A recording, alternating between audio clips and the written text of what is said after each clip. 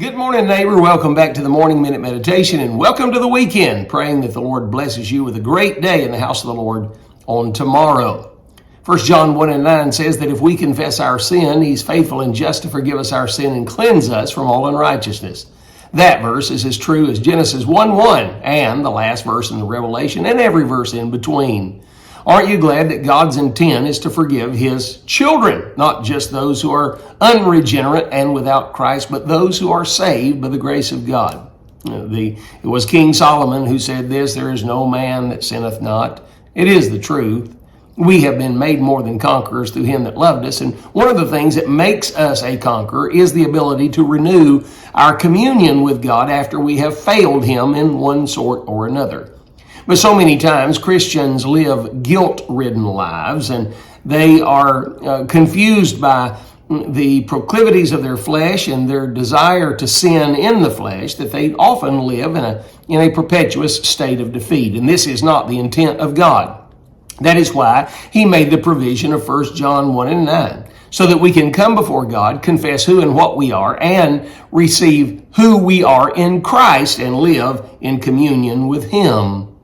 The story is told of Johnny and Susie. They were at grandmother's for a week. As they were with grandmother and grandfather presented Johnny with a little slingshot. He went out into the woods, but he simply couldn't hit any target he aimed at. Walking back into the barnyard, he saw grandmother's pet duck walking across the yard. He slang a stone at the old duck, knowing he couldn't hit anything. Wouldn't you know it, he hit the duck and killed it. Being panicked and guilt-ridden, he ran and hid the duck in the woodpile. Later on that day, grandmother says to Susie after lunch, I need you to help me wash the dishes. Susie, Johnny's sister, said, "Johnny told me he wanted to help you wash the dishes." Leaning over to Johnny, she said, "Remember the duck? I saw you," whispering under her breath. Later on the afternoon, Grandpa came home from work and said, "All right, Johnny, Susie, let's go down to the pond. We're gonna go fishing this afternoon." Grandmother said, "I need to keep Susie here in the house. Susie's going to help me with getting supper together." Susie said, "Oh, grandmother, Johnny said that he really wanted to learn how to cook, and he's going to help you in the kitchen this afternoon." And she leaned to Johnny and said, "Remember the duck? Remember the duck? I saw you."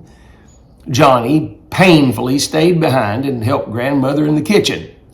Later on that week, as he is overcome by a sense of guilt, he goes to grandmother and he says, "Grandmother, I want you to know something. I killed your duck." Grandmother said, "Johnny, I knew it all along. I was watching in the window that day when you hit the duck with the slingshot." He said, "Grandmother, why didn't you say something?"